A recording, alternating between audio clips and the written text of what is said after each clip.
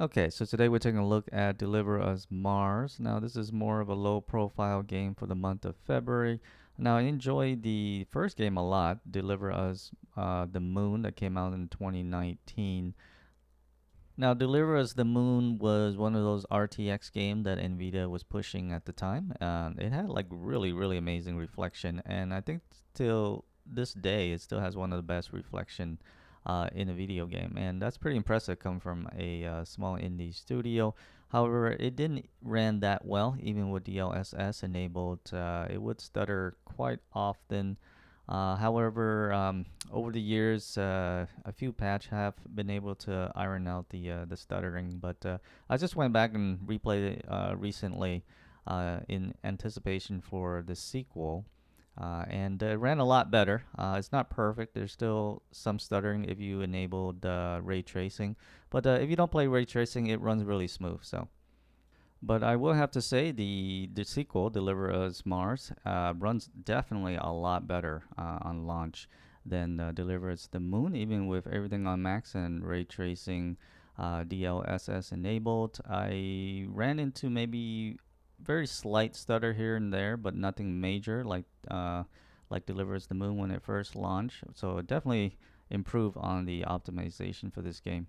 Now, the game does support DLSS as mentioned. It supports DLSS 2 and DLSS 3 frame generation. And like with any DLSS supported game, make sure to grab the latest DLSS version and just replace it with what the games have, because most often the game launched with the older version of DLSS, so just make sure to run with the latest, because I found the latest one ran a lot better and a lot smoother after I replaced the DLSS.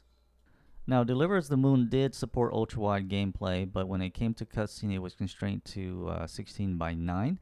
Luckily, there was a fix for that, and I'm happy to say that the sequel does also support ultra-wide gameplay, but it also supports cutscene in ultra-wide 21 by 9.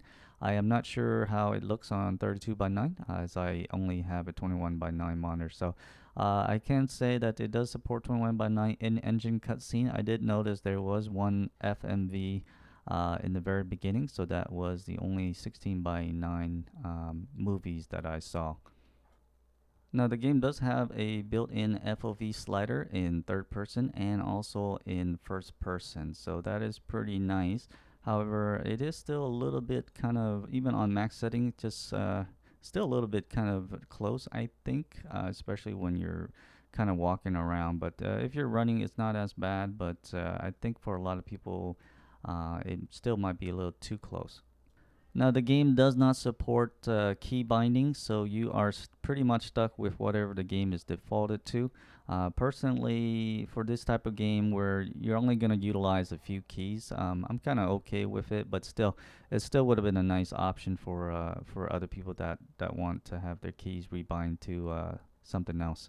Now, the sequel has a different tone on how it starts out. Unlike the first one, where you're pretty much secluded to yourself on the space station as you're exploring, you're not really interacting with anyone other than just reading emails and notepads as you're exploring and trying to figure out what happened to the space station. Whereas in the sequel, you're interacting with a lot more people.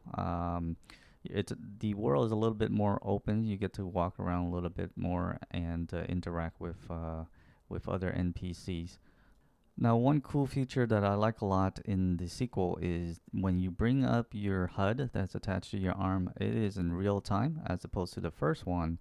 When you hit the tab key, it brings up the HUD and you're pretty much stuck in the menu as you're navigating. And when you're picking up an audio log, you have to kind of just sit there and listen to the audio log for a minute or two as it completes. However, now that it's in real time, you can be doing other things, trying to solve puzzle while you're listening to the auto log. So kind of like Dead Spacey.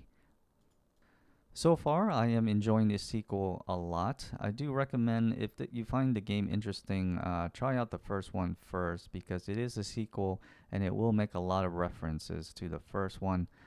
In the Deliver Us Mars, you'll play as the little girl that you read a lot about in the first game as you're exploring the space station in the first game. You're gonna be going through a lot of emails and logs, and her name is mentioned quite often.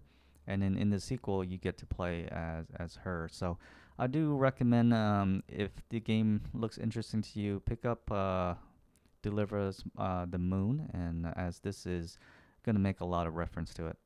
Alright, guys, that wraps up my quick impression of Deliver Us Mars. As always, I appreciate you guys watching, and I will see you in the next one. For now, take care. Bye.